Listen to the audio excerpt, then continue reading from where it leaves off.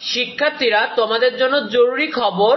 ষষ্ঠ থেকে দশম শ্রেণীর অর্ধবার্ষিক পরীক্ষা 2025 পিছিয়ে গেল। এই নিয়ে কিন্তু শিক্ষা মন্ত্রণালয় একটি নোটিশ প্রকাশ করেছে। শিক্ষার্থীরা দেখতে পারতো, শিক্ষা মন্ত্রণালয় কিন্তু সংশোধন করার এবং পরীক্ষা পেছানোর একটা নোটিশ প্রকাশ করেছে। এটা হলো অর্ধবার্ষিক পরীক্ষা পেছানোর নোটিশ।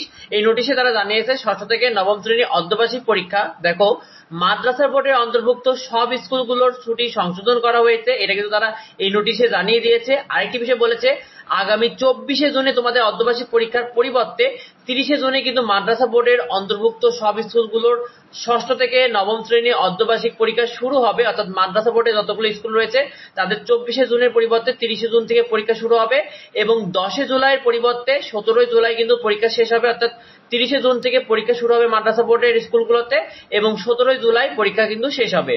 শিক্ষার্থীরা, তোমাদের দশম শ্রেণীর প্রাক নির্বাচনী পরীক্ষা, দেখো, ষষ্ঠ থেকে নবম শ্রেণীর অর্ধবার্ষিক পরীক্ষার সাথে দশম শ্রেণী কিন্তু তোমাদের প্রাক নির্বাচনী পরীক্ষা শুরু হওয়ার কথা ছিল। তবে তারা কিন্তু শিক্ষার্থীদের প্রস্তুতির কথা বিবেচনা করে সেই পরীক্ষা কিন্তু পিছিয়ে নেয় এবং 1 সেপ্টেম্বর থেকে শুরু হবে এই নোটিশ কিন্তু প্রকাশ করে।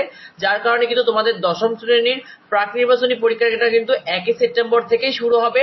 শিক্ষার্থীরা, সব বোর্ডের স্কুলগুলো অর্ধবার্ষিক পরীক্ষা অর্থাৎ সাধারণ বোর্ডের, দেখো, এখন পর্যন্ত ষষ্ঠ থেকে নবম শ্রেণীর যে অর্ধবার্ষিক পরীক্ষা রয়েছে সাধারণ বোর্ডগুলোর, সেখানে আগামী 24শে জুন থেকে 10শে জুলাই পর্যন্ত পরীক্ষা চলবে। এই নোটিশটি কিন্তু এখনো অব্যাহত রয়েছে।